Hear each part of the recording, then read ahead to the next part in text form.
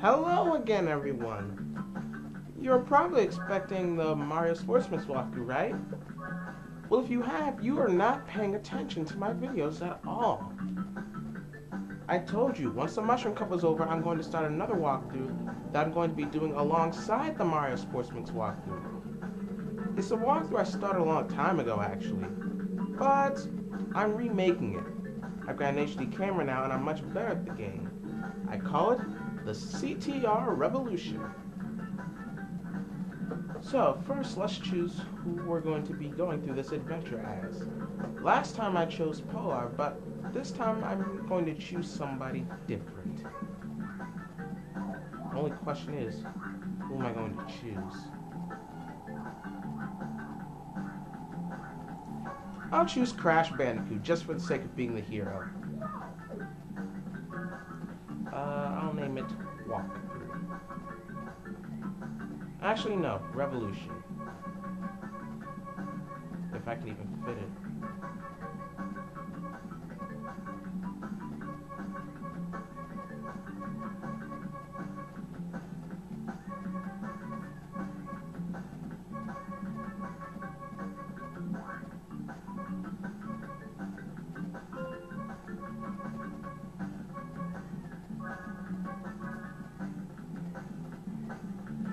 Oh, wait, I'm not wearing my glasses. No wonder I can't see that. Here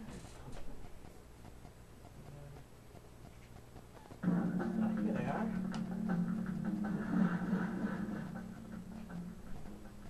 Welcome to the Adventure Arena. You can travel around this area and practice your driving skills. The dots and stars on the map represent warp pads, which lead to races. When they flash, it signifies they are open to play. To access a racetrack, drive onto a warp pad that has an active warp vortex, and it will take you to the track start line. Finish a track in first place to win a trophy. As you collect more trophies, other tracks will turn on and open to you. Good luck, and drive fast. Thank you, Aku Aku. So let's get started on our adventure. First off, Crash Cove. Feels good to be back at N.Sanity Island. It's been a while, actually. Probably about 3-5 months.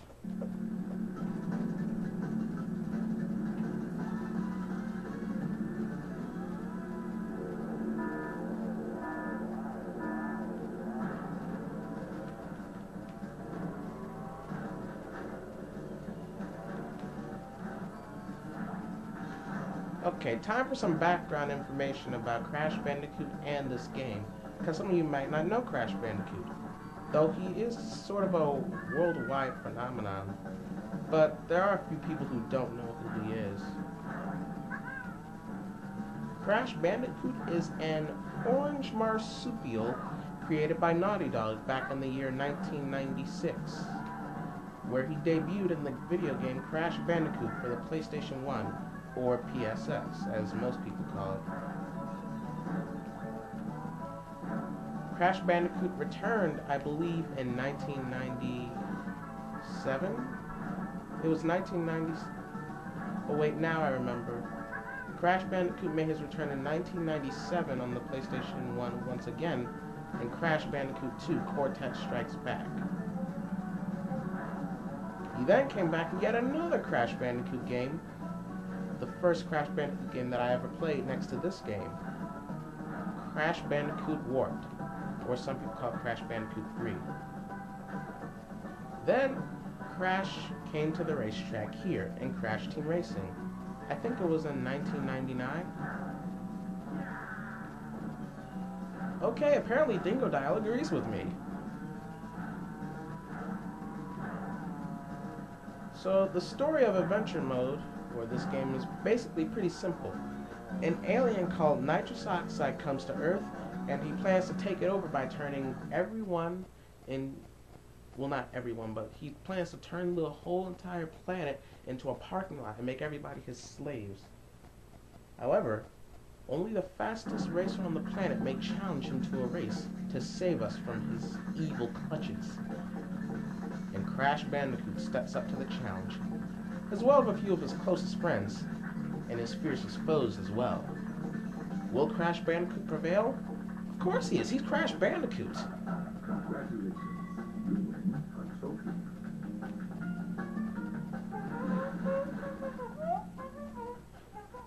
The more Wampa fruit you collect, the faster your card will go. If you collect and hold 10 Wampa fruit, you'll be juiced up, and your power-up will become more potent. I dig this tune. Play it all the time on my synthesizer. Next track, Ruse Tubes.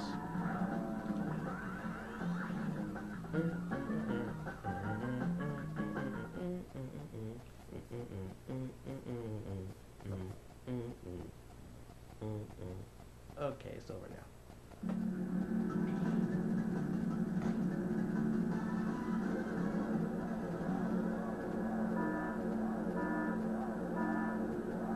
It's good to rev up your engine at the start so you can get a bigger boost.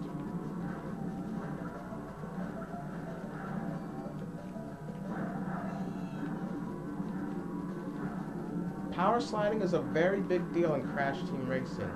It allows you to take turns without losing speed, and you can even gain speed in the process by power sliding. I should probably tell you guys the controls for this game since not that many people might remember it. I'm using a PS3 controller, but it's basically the same as the PlayStation 1 and 2 controllers. Hold the X button to accelerate, square to brake, circle to use items, weapons, power-ups, and whatnot. The triangle button changes your boost meter to a speedometer, and it also calculates your jump height, the meter on the right going up. The L1 and R1 buttons are used for power sliding. If you hold the L1 or R1 button while going into a turn, you'll start a power slide. Also, you'll notice the smoke from your exhaust pipe will turn black. If you press the opposite shoulder button that you're holding while power sliding, you'll get a boost. You can continually do this throughout a race to keep your speed up. You can also increase your speed by collecting Wampa fruit. The more Wampa fruit you have, the faster you'll go. 10 Wampa fruit will make you juiced up, which will not only give you maximum speed, but it will also increase the power of your weapons. For example, you would normally have a TNT crate, but if you're juiced up, then you'll be able to use a nitro crate, which explodes directly on impact.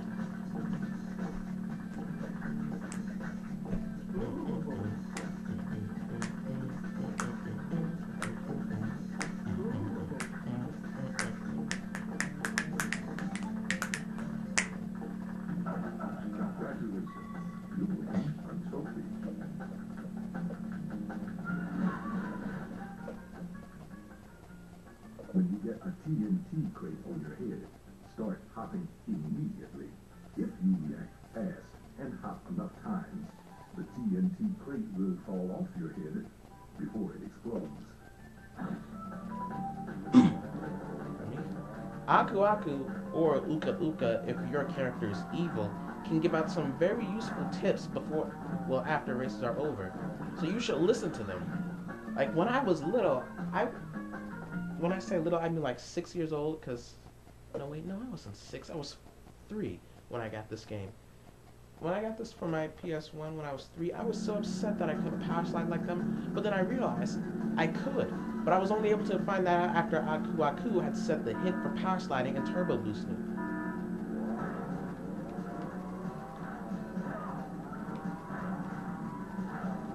Now Crash Team Racing doesn't allow you to just race as Crash Bandicoot. Oh no, you can race as all of his friends, and a few of his foes. For example, Dr. Neo Cortex, Coco Bandicoot, his little sister, Tiny Tiger, Dingodile, Engine, Polar, and Purah. Now these 8 characters are available from the start, and they each fall into one of 4 different classes. Beginner, Polar and Purah, Intermediate, hold on a second. Well, technically it's one of 3 classes, but the stats are different for one of the classes. What I mean by that is Polar and Para fall into the beginner's class because they don't go very fast, but they make up for their lack of speed in turning. The intermediate characters are Crash, Coco, Engine, and Cortex. Crash and Cortex are all around in all of their areas, but Coco and Engine have souped up their carts in acceleration. And then there are the advanced characters, Tiny and Dingo Dial. They're basically the speed demons of the game. But because of that, they can't turn very well, or accelerate very well either.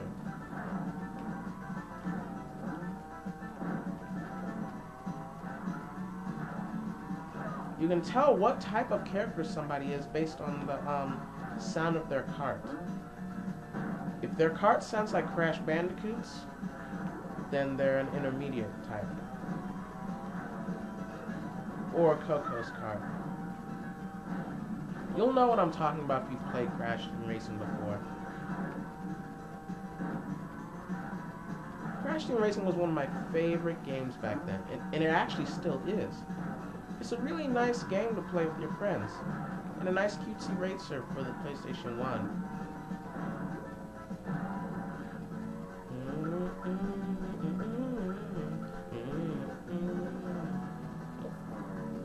Now, the objective in Adventure Mode is to collect trophies in order to access boss garages. When you beat a boss, the boss will give you a key that will allow you to access the next world. And from there on, you beat that boss and get to the next world, and so on and so forth. There are 4 different worlds, each with its own unique boss. When I say unique, I literally mean unique. The boss follows, like, well, you'll understand what I mean as the walkthrough continues.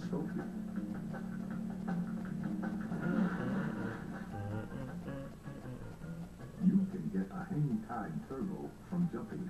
The longer you're in the air, the bigger the turbo you'll get when you land. For big turbos, try to get extra air time by hopping off jumps using the R1 button. Now, I still have a lot of useful information to give out, but I'm going to stop the video right here. I'll continue in the next part of the revolution, where we'll do Sewer Speedway, and then soon go on to face the first boss of the first world. You'll figure out who it is later.